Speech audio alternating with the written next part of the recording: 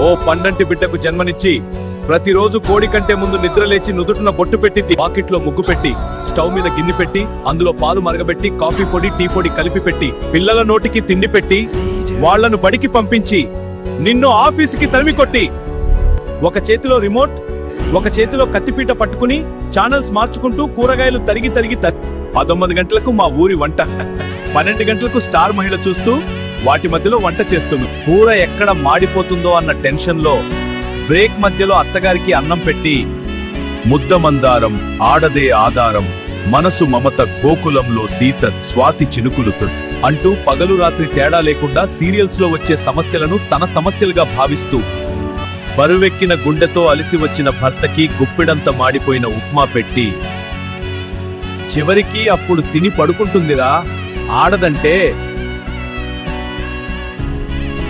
అలాంటి భార్యను వదిలేస్తానంటావా? Bloody fool.